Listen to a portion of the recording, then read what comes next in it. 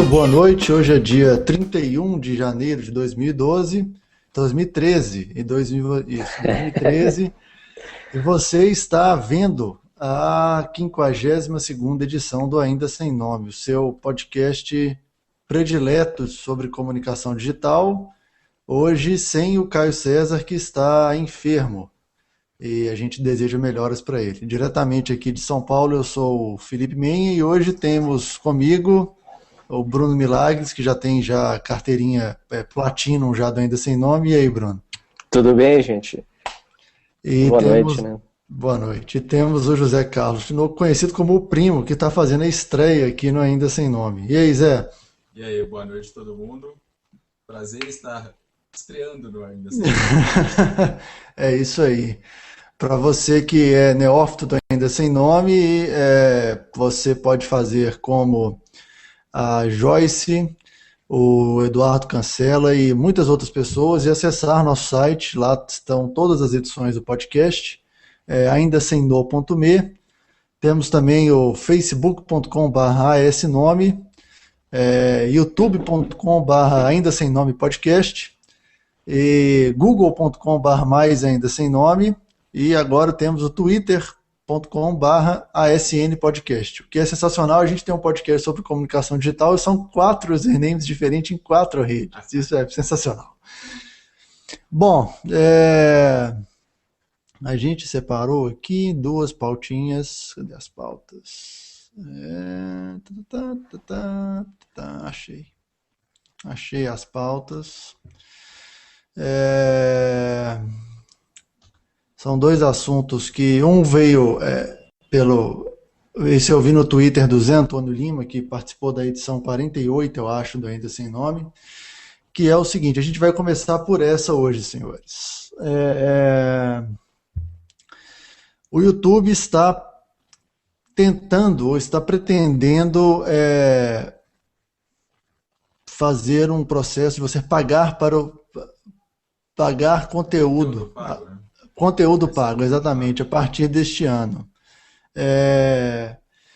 Parece que vai custar entre $1 e $5 por mês, e o YouTube pretende ficar com 45% deste valor de assinatura do canal. Eu queria saber, primeiro, o que vocês acham disso. Rapaz, deixa eu dar meus 5 centavos aqui de pitaco.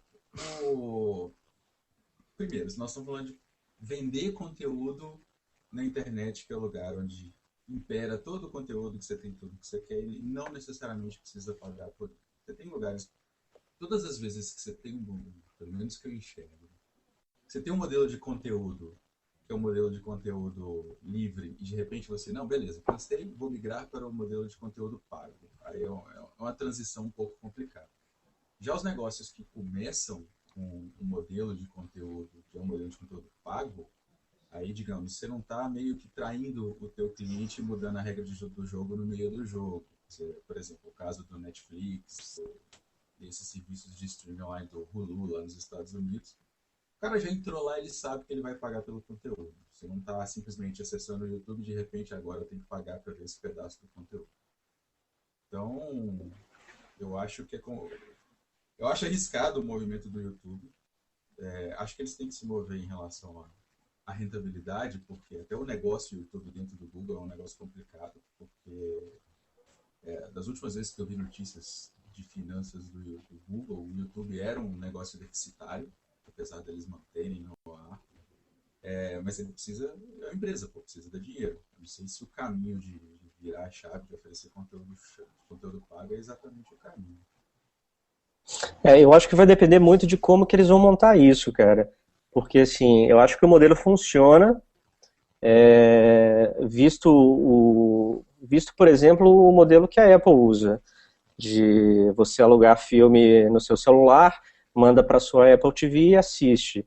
Assim, eu acho que como vai ser montado esse modelo e o tipo de conteúdo que eles vão disponibilizar pelo canal YouTube é que vai fazer diferença nesse formato. Pode ser ótimo, assim, pode ter uma lucratividade ótima, mas também pode ser um tiro no pé, porque eu acho que eles têm uma audiência que eles têm, principalmente pelo volume de conteúdo que eles têm gratuito, né? Gratuito, assim, livre, não é, a gente sabe que não é gratuito.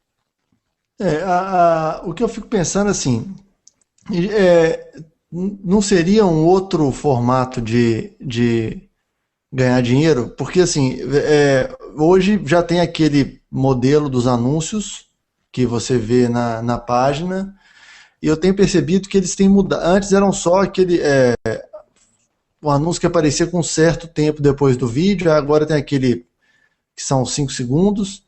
Eu tenho percebido que canais, por exemplo, o canal do UFC, dependendo do vídeo que você quer assistir, ele te dá a opção seguinte: olha, ou você vê com intervalo no YouTube, gente, isso é uma coisa que para mim é surreal. Pois é. Ou você vê um comercial de, sei lá, 2 minutos antes de poder ver o vídeo que você quer ver. Eu acho que você pagar de $1 a $5 para assinar um canal é quase um novo formato de TV para assinatura, né? Só mudou o meio, na verdade. Não sei.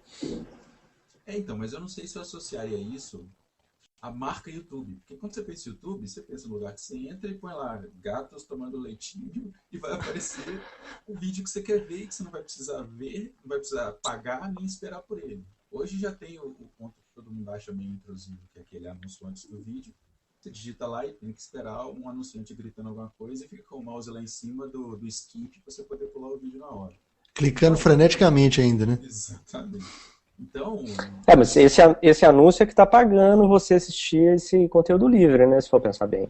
mas nós três aqui sabemos disso. Eu não sei se o cara que entra no YouTube e quer a experiência de uso de quero ver um vídeo e não quero que nada me interrompa de ver um vídeo, vai concordar com isso. Esse que é o grande problema. Mas imagina, por exemplo, você assistiu um episódio de uma série, aí eles disponibilizam no YouTube com esse processo com várias inserções, mas eles te dão a possibilidade de pagar 99 centavos e assistir sem interrupção. Então, o negócio é que hoje, por exemplo, eu sei que tem muito. Outro dia tinha um colega meu que via Cavaleiros do Zodíaco no YouTube.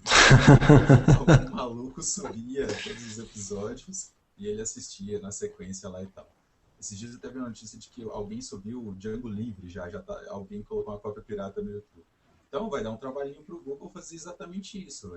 Vai ter o vídeo que é o da emissora de TV que pôs lá, que é o canal pago, você vai pagar $1 por episódio, e vai ter o usuário que vai estar subindo a versão pirata dele. Então já tem uma limitação aí de moderação, digamos aí, que o Google vai ter que contornar. Não tem ninguém melhor que eles para contornar isso, mas ainda assim vai ter que ser contornado. Mas, José, eu nem fico muito assim. Se eu fosse o dono do canal, talvez nem ficaria tão preocupado com isso, porque a polícia do YouTube é um negócio impressionante, né, velho? Você vê assim, o cara posta um vídeo, dá 5 minutos, esse vídeo foi retirado porque fere direitos autorais de empresa X. Então, assim, é claro, do mesmo jeito que tem o DVD na esquina, vai ter o cara que vai pôr o canal pirata. Tudo bem. Mas eu concordo com o Bruno também. Se eu pagar $1 para ver o canal que eu quiser durante o mês sem ser interrompido, eu acho legal. Agora, é, tem que saber que canal é esse. E aí eu fico pensando assim, vamos supor, acho que a NBC coloca uma porrada de vídeos deles no YouTube. Você vai, em tese, você pode estar tirando tráfego do seu site para jogar no YouTube. Justamente, mas a questão que eu vejo aí a associação, eu tenho que voltar nesse ponto, é associar o conteúdo pago com a marca YouTube. Outro ponto que eu acho que seria até mais interessante do YouTube explorar, justamente porque ele já fez no passado e já deu certo, e porque ninguém ainda faz direito, é de fazer broadcasting de programação ao vivo. Você poder ver o Super Bowl no YouTube, com as propagandas originais, que é o que todo publicitário quer ver. Ou poder ver o show de não sei o quem. Todos os eventos onde ele faz esse tipo de broadcast, tem um destaque legal, é um negócio diferente que você não encontra em nenhum lugar da concorrência, nem no Netflix por enquanto. Então eu acho que tem um filão talvez mais interessante de ser explorado nessa questão do conteúdo do ao vivo do que necessariamente do conteúdo pago. Eu pagaria para assistir o Super Bowl no YouTube. Eu pagaria também. Ô Zé, nossos espectadores estão perguntando se você puder falar um pouco mais alto ou mais perto do microfone, que deve ser embutido, né? Igual a gente tinha. Vai ser de bom grado. Tá, eu vou gritar aqui um pouco. E- eu. A Red Bull, por exemplo, fez o Stratos, foi ao vivo pelo YouTube, não foi? O qual? Não entendi. O Red Bull Stratos. Foi ao vivo pelo YouTube. E foi assim, super, né? Exatamente. Uma super audiência. No meio da tarde. De domingo. E ao mesmo tempo, eu acho que a McLaren hoje lançou o carro pelo YouTube, o carro dela da Fórmula 1 esse ano, e eu acho que a Lotus fez isso na segunda ou na terça-feira. Tudo bem, são eventos pontuais. Se eu não me engano, eu acho que o UFC também você pode. Opa! Melhorou aí? Melhorou, mas deu um ganho, deu muito chiado. Então vou voltar. Isso. Melhorou. Ainda tá dando chiado, Zé. Esse é calouro de De hangout é foda. hangout. Quem sabe faz ao vivo. Quem Vamos sabe lá. faz ao vivo, exatamente. Mas ainda tem uma restrição. Isso é outro ponto que é interessante falar também. Tem uma restrição de direito autoral no país, né? Pode ser que, quer dizer, você tem que lidar com esse tipo de característica também. Porque eu prefiro pagar $5 para ver o UFC no YouTube ou vou pagar R$ 75 para ver o combate com a narração em português, que para algumas pessoas é um problema. Dependendo do narrador, então. Exatamente. Sério. E isso, bom, a gente já falou disso antes, Bruno.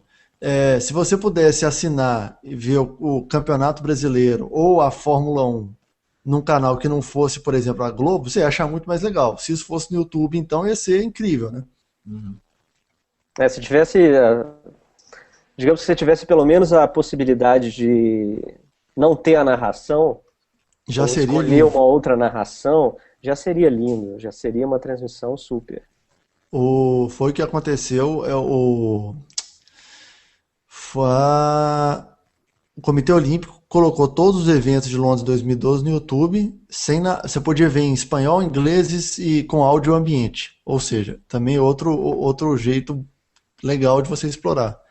Vocês lembram nessa Olimpíadas que aconteceu no ano passado, a transmissão do Terra? Eu ia falar dele agora. Lembrei exatamente Puxa, disso. aquilo ali pra mim é o caminho desse tipo de negócio, cara, porque ali você tinha a possibilidade de escolher qual esporte você queria assistir naquele momento, que estava acontecendo ao vivo, e assim, transmissão das imagens, cara. E em boa qualidade para quem está assistindo na internet numa velocidade razoável. Pois pra mim não tem dúvida que esse é o caminho. Eu lembro que lá na agência. Inclusive no celular, enfim, no tablet, você podia estar no táxi ali assistindo, por exemplo. Justamente. A questão do celular é complicada, especialmente aqui, porque ele vai depender de rede, de 4G, que ainda não chegou aqui, talvez demore um pouquinho para chegar. Claro, estou correndo atrás, todo mundo correndo atrás, mas ainda tem um tempinho para chegar no Brasil. Mas isso ia ser fantástico. Eu lembro que, inclusive, o Stratos, na hora que o cara assaltou, eu tinha saído para almoçar, eu coloquei para ver no próprio telefone mesmo.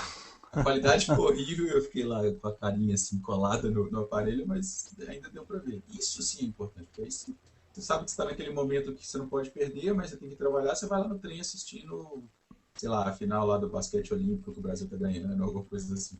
Aí isso é interessante. Agora, mais um ponto. Tem que ser um canal que tem que oferecer muito conteúdo legal para poder valer a assinatura, né? Porque pelo menos o comportamento, o meu no YouTube é de ficar andando. Eu dificilmente fico em um canal só, um ou dois canais. Eu fico lá dando voltas e voltas, viajando nos vídeos relacionados. Então, para valer essa assinatura, a troca tem que ser justa, né? Acho que Exatamente. Esse é o ponto de conteúdo na internet de uma maneira geral. Você tem que oferecer um valor que efetivamente faça o cara sair da passividade dele. Beleza, eu vou passar a mão na minha carteira e eu vou pagar por isso. Então, tem que ser uma experiência que valha mesmo.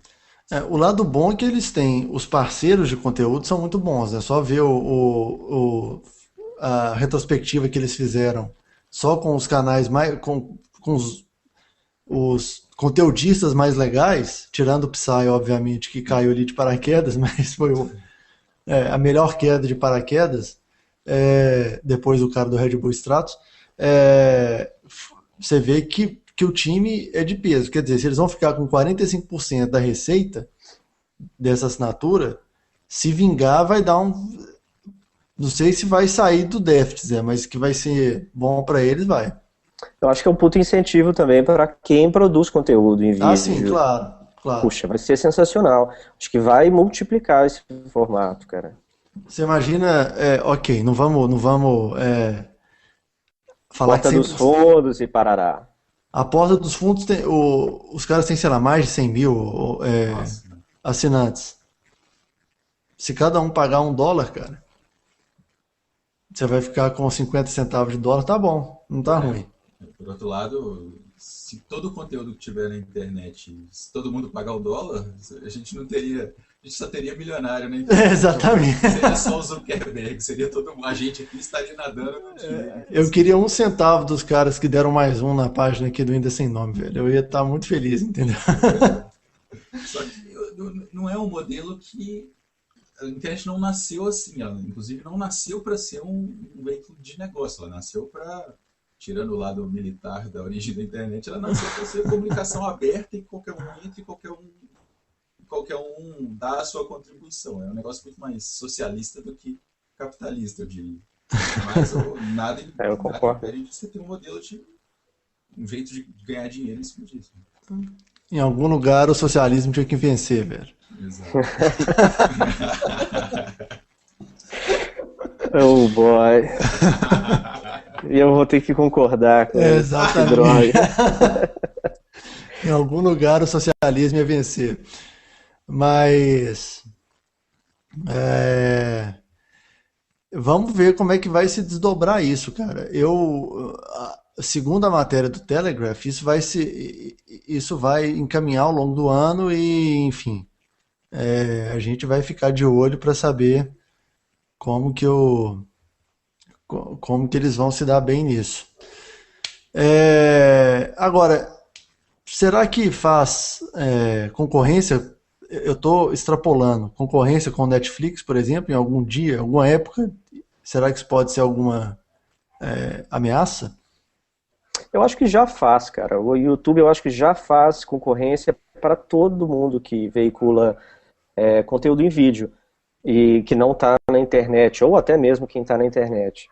É só o modelo ali o modelo de experiência, de negócio ainda não está formatado desse jeito. Eu acho que eles só vão mudar um pouquinho a forma como você vai consumir aquele conteúdo. Você já paga de alguma forma ali para assistir esses vídeos. Isso talvez vai mudar. Mas assim, eu acho que a experiência para o usuário, principalmente se tratando do YouTube, eles não vão fazer isso de agora você vai ter que pagar. Né?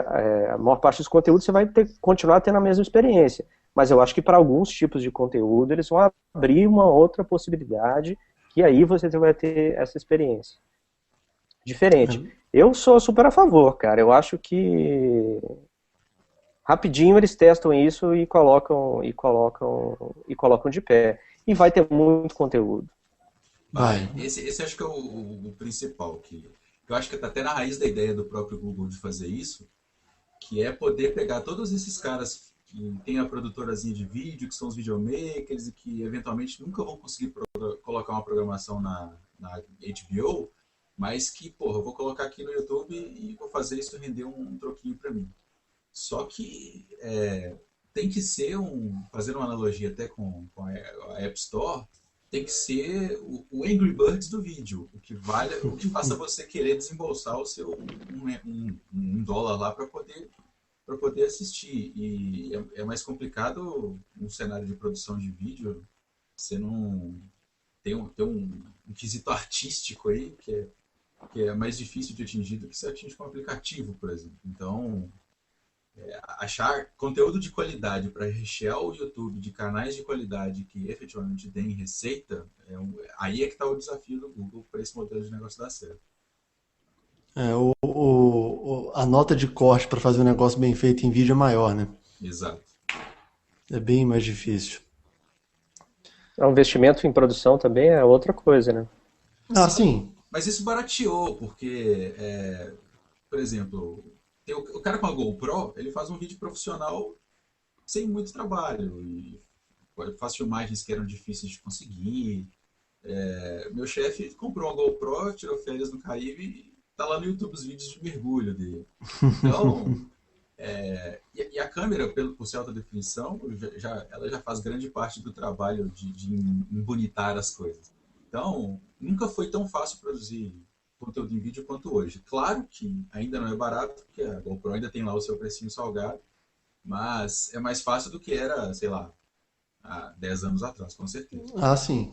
Mas ainda tem eu acho que até, óbvio, também as máquinas ficaram mais acessíveis todas. Eu tô falando desde DSLR, GoPro, até a máquina para você fazer a edição do seu vídeo. Mas ainda tem um componente que eu acho muito que eu acho que é o mais difícil, é a operação e o bom gosto do editor, sabe? Uhum.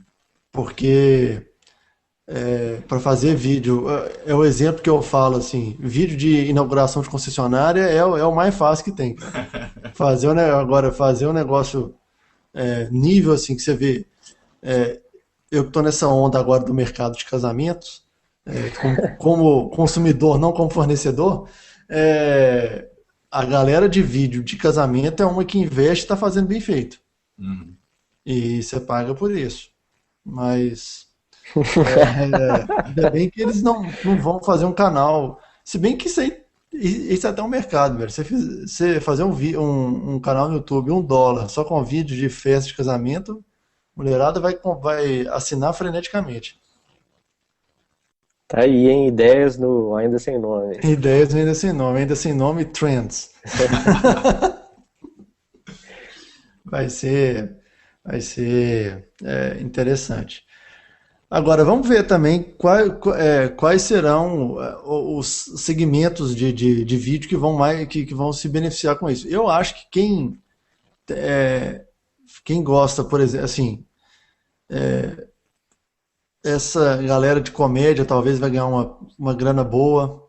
Segmento esportivo vai se dar bem, principalmente os que não têm cobertura local ou um evento internacional que a cobertura local ela é fraca.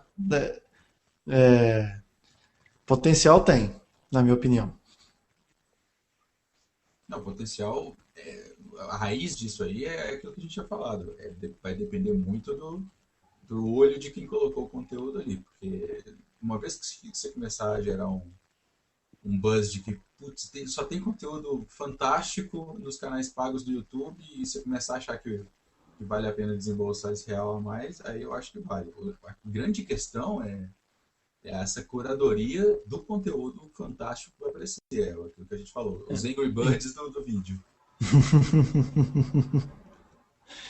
E até a Rovio vai ser citada, Rovio vai ser citada na nossa próxima pauta aqui em breve, por sinal. Mas é isso. Se você que está nos vendo neste momento, se você tem alguma contribuição, você tem 3 minutos para escrever seu comentário. Caso contrário, a gente vai passar para a próxima pauta, que essa, eu confesso que eu fiquei um pouco cabreiro com ela, mas depois você que está ouvindo o podcast, ou vendo no YouTube no segundo momento, pode deixar seu comentário aí na caixinha do YouTube ou no nosso site, que é o aindasemno.me. Ô Zé, vamos passar para essa pauta que você sugeriu? A culpa é toda minha, né? A culpa é toda sua. E quem sugere a pauta tem que fazer a introdução dela. Tá bom. Eu ando lendo bastante coisas no Quora recentemente, que ele tá pérolas de conhecimento lá no Core. Ele tá um conteúdo interessantíssimo. Todo mundo pensa nele como um Yahoo Respostas de gente inteligente, mas na verdade ele é muito mais do que isso. A impressão que dá é que você coloca alguma coisa lá e fala: escreva um texto fantástico sobre este assunto. E aí é o que acontece na maior parte das vezes. Eu vou ser sincero, eu não conhecia o Quora. Assim, conhecia, mas não era não sou um usuário, ou usava ele como uma fonte de informação. Uhum. Mas ele nasceu meio que com essa premissa de ser um perguntas e respostas, só que ele já nasceu meio segmentado para vamos fazer um negócio menos bagunçado que o Yahoo Respostas, por exemplo. E aí tem conteúdo fantástico lá. E um deles, que é o dessa pauta, é uma pergunta que foi feita lá, que é: por que a Microsoft não é, abre aspas, legal, fecha aspas? E um cara que respondeu foi um nome impronunciável, Balaji Viswanathan, que é ex-desenvolvedor da Microsoft, e ele colocou um ponto de vista que é muito, muito interessante sobre isso. Ele começa a falar um pouco do que é o conceito de legal para você definir o que é, como é que é essa história de ser legal, da Microsoft ser ou não ser legal. E aí ele até abre perguntando: mas a GE é legal? A ExxonMobil é legal? O Walmart é legal? O IBM é legal? E faz essa separação de que, poxa, tudo bem, se você comparar a Microsoft com uma Apple da vida, e a Apple tem todo aquele cool factor, tem a questão do que eles chamam de o campo de distorção da realidade, que você vende um produto com um preço super caro e as pessoas ainda fazem um séquito e começam a seguir e comprar e virarem fanáticos da marca e tal. E aí ele faz essa comparação de, poxa, uma coisa é você ser legal e você ser o contra a cultura e querer se destacar por fazer um negócio diferente. Outra é fazer o que a Microsoft faz, que é concorrer no mercado, que é o mercado, o enterprise, que é o mercado das empresas, o que você usa no seu trabalho mesmo. E nesse mercado, o que destaca as pessoas, as empresas, não é você ser o inovador, você ser o diferente, você ser o contra a cultura. É você ser exatamente o que se encaixa naquele ambiente. Ninguém vai para o escritório de advocacia de camiseta. O padrão é o terno e gravata. Então a Microsoft é como se fosse o terno e gravata do mundo corporativo do ponto de vista de software. E aí ele faz essa comparação, e isso eu achei interessante nesse comentário dele. E aí fica até uma pergunta para a gente, até para startar a conversa aqui, né? De fato, a Microsoft é ou não é legal? Ela tinha ou não tinha que ser legal do ponto de vista... Tinha que ser cool ou não? Bruno, quer começar? Bem, eu acho que depende depende muito do que ela quer, de como que ela quer se posicionar. E eu acho que ela quer muito se posicionar novamente como uma coisa mais jovem. E eu acho que a investida aí dela para o mercado de mobile tem muito a ver com isso. Em contrapartida, eu concordo totalmente com esse posicionamento de que no mundo das empresas, no mundo corporativo, a Microsoft ainda eu diria, a maioria.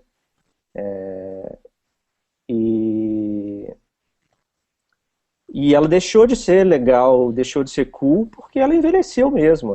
Ela é a mais velha aí dessas todas dessas grandes das 4 grandes agora. Ela é a mais antiga. Ela já virou tiozona. Mas teve algum momento no passado que ela já foi legal, você acha? Eu acho que ela foi legal quando ela é exatamente o que o cara fala, assim.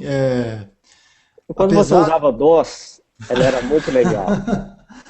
Apesar da defesa do cara ser totalmente apaixonado porque ele trabalhou lá, assim, uma das várias ponderações interessantes que eu achei é a seguinte: primeiro é a questão do Davi Golias. Ela era cool quando ela lutava contra a IBM. Quando ela virou mainstream, ela deixou de ser cool. Mas o problema é que ela era careta e era reconhecida ou era estigmatizada por fazer produtos ruins. Uhum. Então ninguém ia gostar dela e ninguém ia achar ela cool. Tipo, é um negócio velho que só dá problema e todo mundo usa porque eles ainda fazem práticas que não são legais, que já vir com o sistema já embutido da máquina do cara. Mas eu concordo com o Bruno, assim, essa fase nova dela, na minha opinião, tá até cool. Acho que virou cool você gostar do mainstream, entendeu? No caso da Microsoft. Teve uma inversão estilo PT-PSDB, que agora a oposição. É de ser cool, entendeu? Exato. Mas eu acho que, por exemplo, daqui a um tempo, as quatro grandes vão virar tiazonas também. Elas não vão ser tão legais quanto elas são hoje. É uma questão de qual que é a próxima menina dos olhos. E eu acho que é até natural. E é importante essas empresas assim, manterem se renovando em linguagem, em negócio, em produto principalmente. Mas eu não vejo a Microsoft hoje. Eu acho que hoje ela já está muito melhor do que há 5 anos atrás. Ela já deu vários passos aí para voltar a figurar de alguma forma. Ainda está longe das quatro grandes, mas assim, nesse mainstream, porque todo mundo no trabalho ainda roda um Windows, garanto. Ou todo mundo aqui usa muito o Excel. No trabalho você não trabalha sem um PowerPoint ou um Excel. Trabalha, tá, com algumas... mas grande parte das pessoas usam ainda a suíte de softwares da Microsoft, querendo ou não. E o dinheiro, eu achei que eu ia até ser menos capitalista que você aqui, viu, Bruno? Mas o dinheiro, ele tá também no mercado corporativo, porque por mais que todo mundo hoje tenha um PC em casa e tudo mais, as empresas têm um parque instalado grande, elas precisam manter aquilo. Tem empresas inteiras que o financeiro da empresa roda em cima do Excel, com um monte de planilha colada uma na outra, um monte de Incrivelmente. Exatamente. Não são poucas, é meio assustador isso. Às vezes eu me pergunto quanto do PIB mundial depende do Excel. E eu não acho que seja pouco, não. Mas esse é que é o ponto. Então, se você virar o foco e falar, beleza, agora eu vou perseguir um outro segmento aqui, é uma jogada também que tem que ser pensada do ponto de vista de negócio. Vou mesmo atacar esse mercado? Não vou? Ô Zé, você falou da questão financeira e do dinheiro e afins. O gente boa que a- fez a defesa e fez esse ponto de vista, a gente tá falando gente boa porque o nome dele é realmente impronunciável. Não é falta de vontade, não. Vou arrumar um apelido Mas pra ele, o Balage, sei lá. Mas ele fala um negócio assim, e até o começo da argumentação, é um negócio assim, mas como você quer que alguém que fatura 147 bilhões de dólares por ano seja cool feito a Rovio, que fatura só 110 milhões? É, ele está meio falando que é impossível estar na lista da Fortune, nos 10 primeiros lugares e ser cool ao mesmo tempo. Eu não sei se o caminho é esse, assim. Eu acho que é mais segmento de negócio. Você não quer que a Exxon seja descolada, entendeu? Assim, é inviável, mas eu acho que tem jeito de você que trabalha com tecnologia, entre aspas, ter um posicionamento melhor e menos caretão do que, obviamente, uma empresa do ramo de óleo e gás. É, ele fala também assim, antes disso, só eu que penso. Não, eu queria falar sobre isso, que é um assunto que eu falei eu não sei com quem que eu estava conversando sobre isso essa semana. Que eu acho que um pouco eu acho que isso vai mudar um pouco, porque assim, os modelos que a gente tem hoje de empresas de sucesso está mudando, ou pelo menos o mainstream está totalmente diferente. Então, acho que daqui a pouco elas todas vão desencaretar porque o modelo a ser seguido ele está menos careta. Então, assim, e eu já vejo isso claramente em várias empresas que há 5 anos ou há 10 anos atrás todo mundo trabalhava de terno e gravata. E hoje já não trabalha mais. E em empresas muito caretas. Exatamente. Eu acho que também é um momento de transição que a gente está. Esse ponto é importante porque, até entrando naquele papo de geração Y, geração Z, esse pessoal não é o pessoal que vai um dia, poxa, quero trabalhar na ExxonMobil, não quero trabalhar na IBM de terno e gravata. São as pessoas que querem um ambiente de trabalho mais parecido com o da... Qual que ele citou que era pequenininha lá? A Rovio? A Rovio. Então, eles querem trabalhar numa empresa naipe da Rovio, que você chega lá e o cara bota um rockão pra tocar e os caras ficam programando. Então, eles querem que o trabalho seja mais misturado com a vida pessoal e que você não tenha tanto formalismo assim. Então, você vê movimentos, exatamente o que você falou, você vê os movimentos das empresas para ficarem mais jovens, também do ponto de vista não somente da porta para fora, a imagem que ela passa, mas também da porta para dentro, porque os trainees que estão chegando nessas empresas, eles ficam ingerenciáveis se você quiser colocá-los dentro do esquema de trabalho de eu sou o seu chefe, esse aqui é o seu trabalho, você trabalha de segunda a sexta, você faz esse relatório. Eles querem poder criar, querem poder ter outras ideias aí. Então... Eu acho que até os próprios chefes já estão seguindo outros modelos, que não os modelos mais antigos. Então, assim, a gente vai naturalmente, gradativamente, passar por esse processo de desencaretar o mundo corporativo. Eu também rezo para isso. Todos nós. O Luiz Carlos Fernandes pergunta... onde eu postei o link para esse comentário do... Como é que chama o cara, Zé? Do Barage? Do Balage. Balage. Vixe, vai Natan. Luiz, a gente vai postar... Eu não consigo postar link nos comentários do YouTube. Nem quando eu sou o cara que está fazendo o Hangout. Mas a gente vai colocar assim que a edição estiver pronta. E aí você vai ver lá sobre o que nós estamos falando. Infelizmente. Desculpa interromper aí a discussão.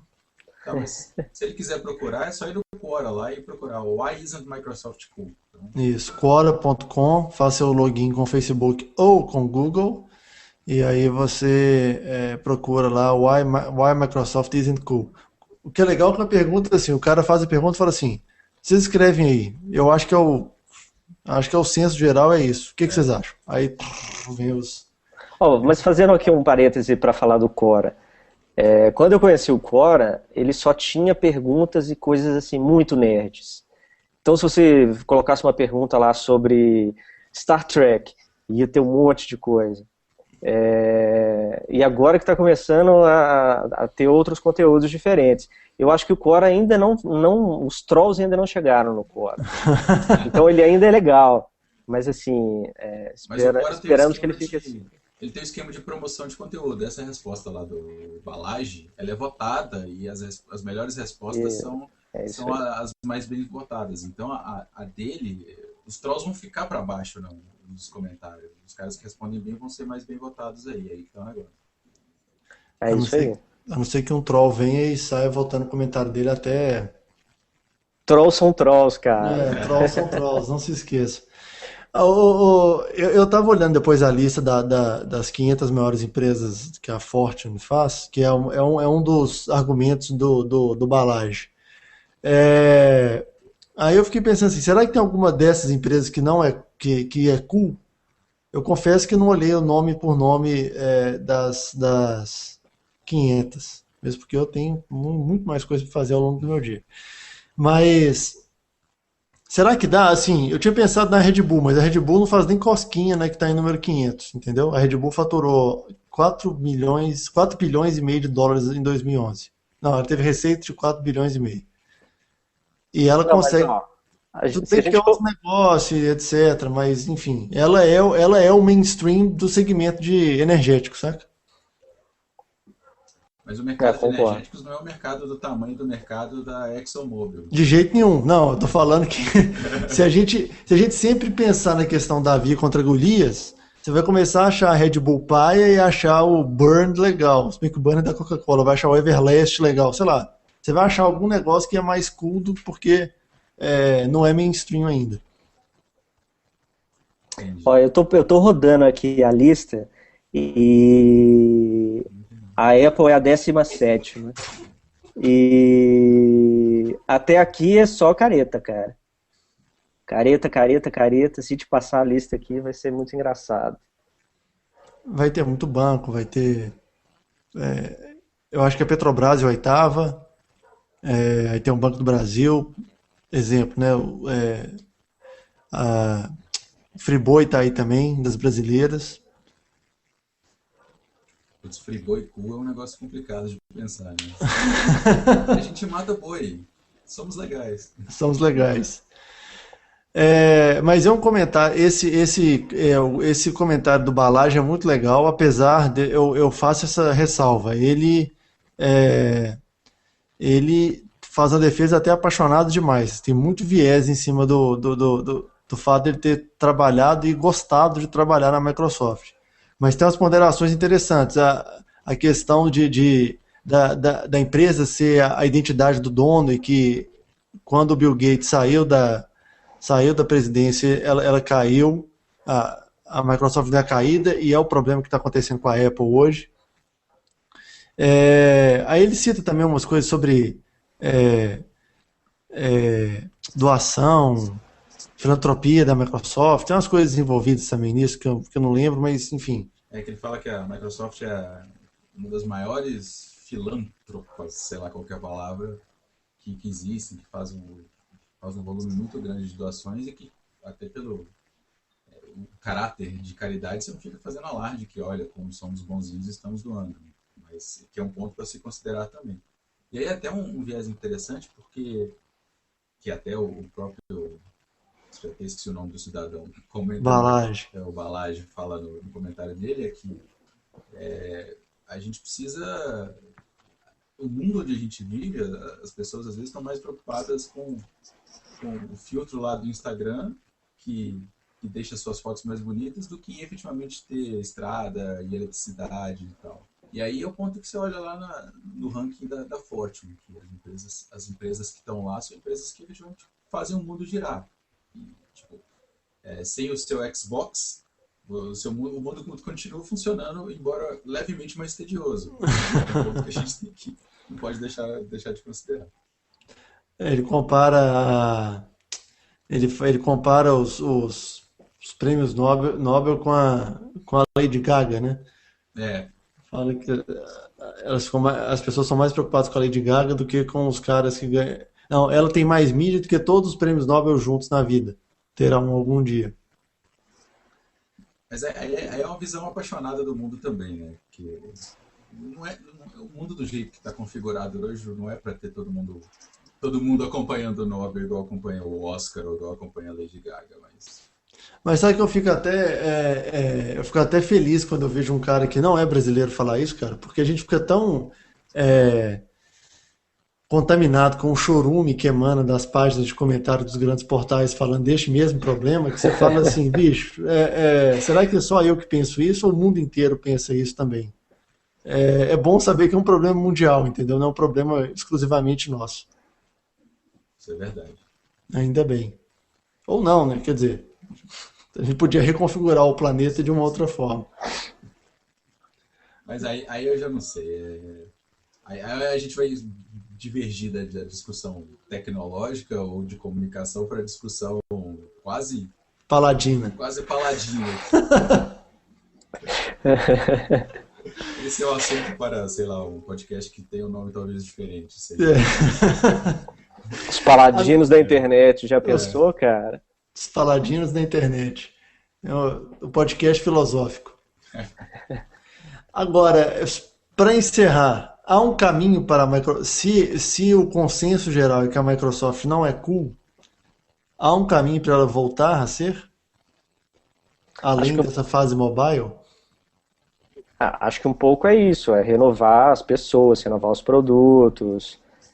Isso tudo contribui, cara. Ô Bruno, você postou um link falando no seu Google Plus, falando sobre como os designers são os melhores estrategistas de marca, ou alguma coisa parecida. Tô extrapolando o assunto. Eu posso dizer que eu tenho percebido que o site da Microsoft está menos sisudo, está mais leve, a interface do Hotmail, do Office, enfim, dos produtos estão nessa linha. Você acha que isso ajuda a mudar a ideia da marca? Eu acho que ajuda, cara. E eu, óbvio, vou puxar a sardinha pro meu lado, né? Design vai salvar o mundo. Mas eu acho, cara, que é um pouco de tudo, cara. Não é uma coisa só que vai mudar a imagem da empresa. Isso começa pelos produtos, passa pela imagem que ela passa por tudo, cara, por como que a empresa funciona, de baixo para cima e de cima para baixo. Falta tirar o Jonathan Ive da Apple e pôr na Microsoft, né? Aí resolve o problema. Mas eu acho que é mais eu acho que é mais uma questão de cultura. Acho que não depende de um Jonathan Ive, sabe? Depende mais de uma cultura do que de uma estrela. Não acredito nessa. Não acredito que o design vem de uma estrela que faz tudo, não é um gênio.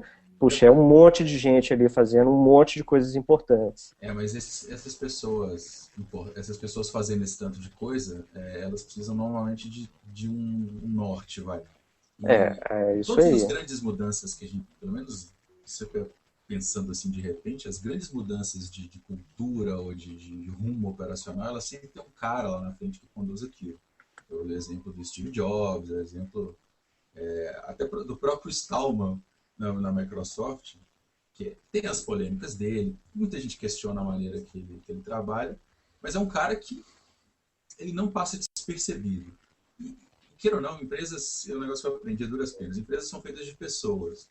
E você coloca um quadrinho na parede escrito: nossa missão é fazer produtos que atendam o mercado corporativo de maneira salutar e que preserve. Não funciona. É muito mais a questão do líder carismático. Ainda faz a diferença mesmo no mundo corporativo, quadradinho, certinho, porque, queira ou não, a gente ainda é gente, a gente ainda evoluímos muito desde a época das cavernas, mas a gente ainda precisa de um cara que está lá na frente da pedra falando: é por ali, vamos todos juntos. Não, precisa de alguém que puxe isso. O que eu não concordo é que, principalmente no caso da Apple, isso se construiu muito em volta de uma imagem de um salvador, de um cara que pensava e fazia tudo.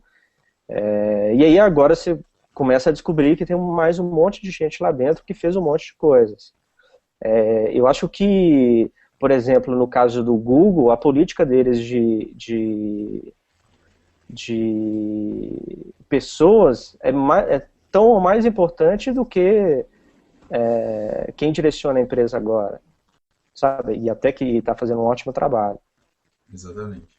Esse é o grande diferencial dessas empresas, inclusive. Inclusive, esses dias eu vi um artigo também falando talvez valha até como pauta para ainda sem nome, sei lá, que é o acordo de cavalheiros que tinha entre a Apple, a Microsoft, a Adobe, em relação à gestão de pessoas, que eu não vou te roubar os seus caras, você não rouba os meus, eu tinha empresas que eu não posso contratar, empresas que eu posso. Então, a retenção de talentos nesses lugares é um negócio tão importante que Steve Jobs se envolveu diretamente, o Larry Page se envolveu diretamente no Google. Então, a questão das empresas feitas de pessoas e das pessoas sendo destaque nesse ponto ainda é muito evidente, eu acho. Quer dizer, o que você falou aí, eu acho que foi na mosca. Quer dizer, o fato do presidente da empresa se envolver nisso mostra o quanto isso era sério dentro daquele ambiente ali, né? Uhum. Eu não sei. O caminho talvez seja longo e passe por aí mesmo. E essa pauta do acordo de cavalheiros a gente vai deixar aqui na nossa caixinha de pautas para utilizá-la num momento futuro. Eu não sei se tem spoiler aqui ou não. Eu acho que a Microsoft começou bem, cara. Começou bem. Vamos ver aí os próximos passos. Eu ainda vejo dentro do mundo do mobile, eu ainda vejo uma certa reticência fugiu a palavra, aos produtos Nokia Resistência. resistência. Não, é que as pessoas são reticentes com os Windows Phone, entendeu?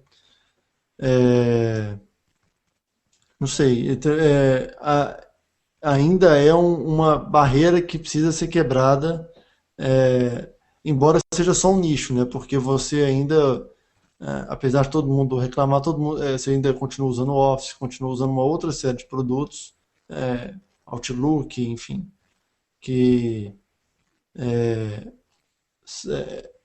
é difícil você achar alguma resistência a ele. Até até por, como que eu falo? O cara aceita, entendeu? Aqui, vou ter que usar isso, não vai ser Não tem não pra vai onde ter correr, né? outra. E tem um negócio também, nesse ponto, eu acho que a Microsoft é muito boa. Eu não estou falando se é cool ou não, mas assim, é, eles têm, se você opta pela suíte deles de business, você vai ter um suporte decente, um negócio bacana. Que é diferente, por exemplo, da Google, que você pode até comprar. Você pode até comprar o Apps for Business lá, hospedar tudo, mas ainda tem um problema que você não tem um suporte business, sabe? Você cai no suporte de todo mundo, e isso, dentro desse mercado, é uma bosta. Falei a Exato. palavra. Mas o problema também da É, o problema também da Microsoft é um Você pouco disse. de preconceito, entendeu? Você fala do Windows Phone. Para mim é um produto lindo. Quando você pensa, acho que o Bruno vai concordar, do ponto de vista de experiência de uso de design, é um movimento super ousado da Microsoft total, total. para mudar o paradigma. Eles querem meio que revolucionar o negócio. Só que para o cara que está acostumado a usar o Outlook feioso e o Internet Explorer lento e quebrado, a impressão que eu vejo as pessoas comentando do Assim Windows você não Phone. vai ajudar a Microsoft, cara. Exato. Mas eu tô falando do que a gente vê por aí, entendeu? Eles enxergam a coisa assim e é meio que, poxa, dá a impressão de que é aquele seu tio mais velho querendo pagar de garotão quando você olha o Windows Phone, entendeu? Ainda dá um pouco daquela reação. Só que quando você fala não vou ajudar a Microsoft só para até para não ser injusto aqui, eu estou aqui falando com vocês diretamente do meu Windows 8 novo. Eu acho o Windows Phone um negócio fantástico, sim. Eu acho que do jeito que os produtos da Microsoft, mesmo os novos, estão funcionando, eles estão com um acabamento fantástico. Então, se não fosse o preconceito, eu acho que as pessoas talvez recebessem muito melhor, entendeu? Elas têm muito mais abertura para o novo quando ele vem da Apple, por exemplo. Assim, Mas a concorrência aí é foda, né? É, O iOS e o Android estão aí a alguns quilômetros de distância à frente aí do Windows. Mas eu acho que assim, o conceito, a intenção, a forma como eles têm feito, acho que já mostra um caminho mais light e voltando à pauta aqui, uma coisa mais cool. E enfim, eu acho bom para o consumidor e para eles. até aparecer alguém que seja mais cool que a própria Apple, por exemplo, e, enfim, e a Apple vire o que era a Microsoft automaticamente sai do espectro, né? Tudo bem. Vira IBM. Vira IBM, exatamente, que é a coisa mais quadrada do planeta. Pelo menos a infelizmente, gente acha, né? É a impressão. todo império tem o seu fim uma hora, né? Exatamente. Darth Vader tá aí para nos falar isso. Bom, mais uma vez, se você que está vendo ou escutando a nossa edição, você pode deixar seu comentário na caixa de comentários abaixo do nosso post no nosso site ou aqui no vídeo no YouTube. Para quem vai ouvir, também tem nosso feed no iTunes, você procura lá ainda sem nome, assina e dá pelo menos 5 estrelas, né? Porque se você der uma estrela é muita sacanagem com a gente que está fazendo o negócio. Dá uma estrela é coisa de troll. Então não seja o troll e não faça isso. O Ponto Flutuante disse que quando a gente estava falando sobre Microsoft e Nokia, ele disse eu que o diga.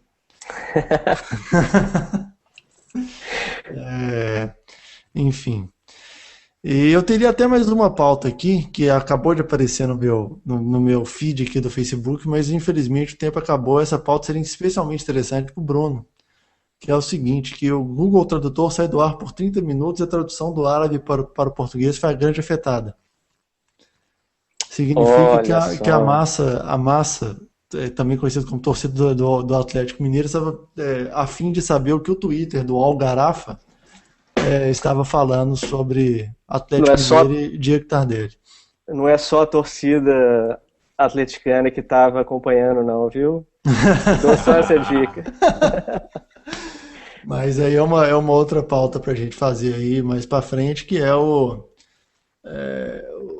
relação da torcida atleticana com o Google Tradutor, essa relação de amor aí com a língua árabe. Senhores, considerações finais?